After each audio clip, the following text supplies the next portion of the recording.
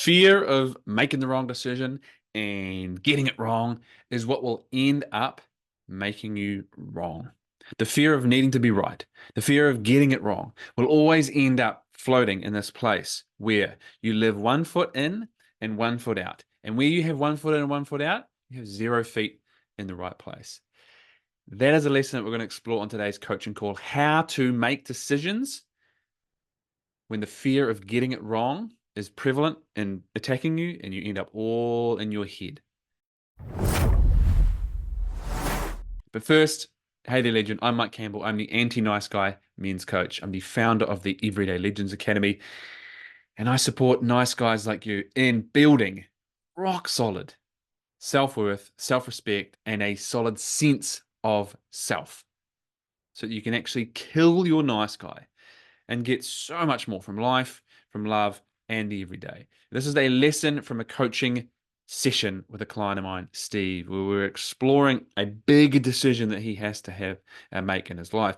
And he's getting so caught up in what if I make the decision, it's the wrong decision. And you might experience that in your life, maybe not even from a large decision, but just decisions that you need to make, which movie to choose, which meal to pick, which, whatever it is, thing to do today, partner, relationship, house, location to live, whatever that might be, job. But more than that, a lot of men in my experience, especially nice guys, have what I would label perhaps a challenging relationship with being wrong or not being right. Those things can sound like a different way of saying the same thing, but in my experience, they can be slightly differently. We can get into conversations where in our relationships and interactions where we're so terrified of being wrong that we let it ruin everything in our relationship and we end up being wrong. Or we so need to be right that we're wriggling out of things, that we're making the other person wrong, that we get defensive, right? Where all of our shit comes up. Because the idea of being wrong, we've attached so much of ourselves and identity to not being wrong or being right that we fear if I am wrong, there's something wrong with me. Now, I've conflated that, but it's a very common connection that a lot of nice guys make. If I'm wrong, there's something wrong with me. And if there's something wrong with me, that speaks to these big fears that I have about my worth, my identity, being good enough, all this kind of stuff. And so that will play out in relationships where all of a sudden we're having a conflict with a partner or someone, and this could be, someone was wrong. And so we get into adversarial dynamic where I don't want to be wrong, so I'm going to get defensive. I'm going to defend my position. And if I'm not wrong, it means I have to make you wrong, right? And this is generally and very rarely an ineffective pattern. But then it will come out in decision making because, of course, I don't want to get it wrong, right? I don't want to get it wrong. If I've got it wrong, that means the same things tend to happen. If I've got it wrong, man, something wrong with me. What if, what if, what if? And we masturbate in this worst case scenario thinking. So going through this with Steve, he has a big decision to make. He's afraid of getting it wrong.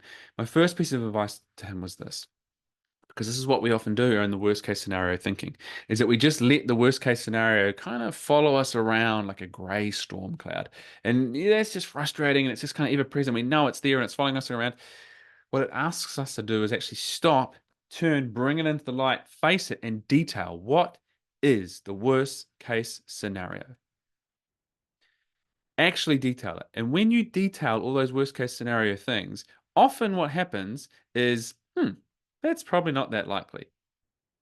Think about that. Every time you've had a tough conversation and you've got all up in your head about it and you've ruminated, what are they going to say? What if they do this? What if they do this? And you think about every single possible scenario that could happen and you think about every single thing that you could say.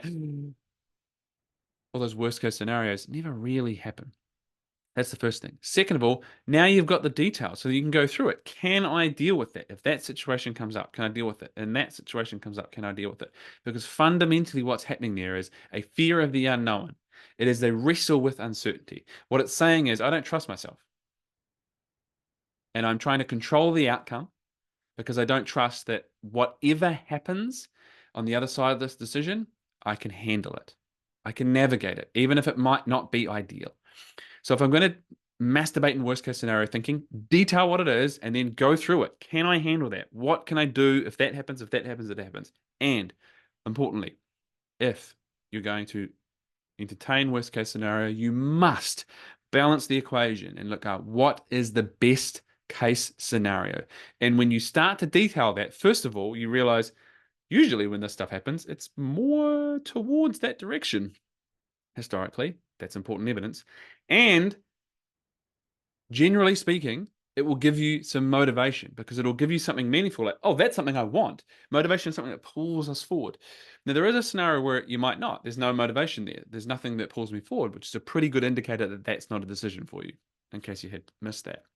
So the specific homework that I gave Steve in this situation, and these are questions that you can take regardless of the context in your life, and that is this.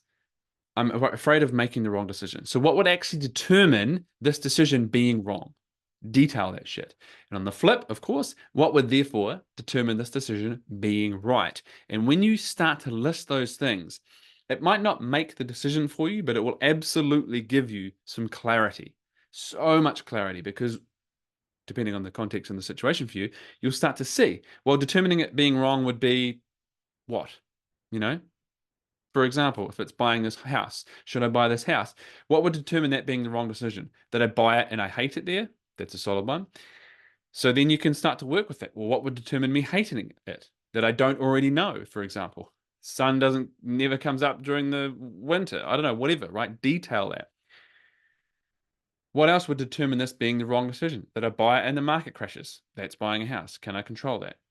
Do I want to buy a house therefore? Because the market could crash. Maybe I don't want to buy a house. So it's starting to bring clarity. What would determine that being right? I buy it, I live in it, I fucking love it, you know?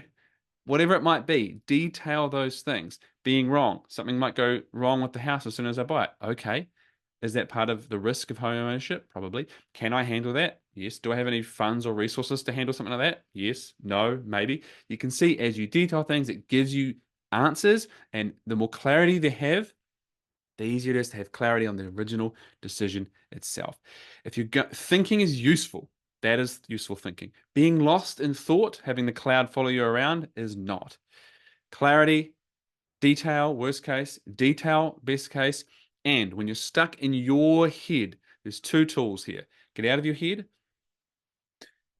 and into your body. Breath work, something simple. It doesn't have to be proper breath work, but focusing on the breath. Get out of your head into your body. Movement, something that gets you away from overthinking, will help bring clarity. Two, get out of your head and into someone else's, i.e., bring someone else in to ideate, to reflect back to you what they're hearing, and give you a different perspective that they are not so attached to it, so it can help detach you from it and see it differently.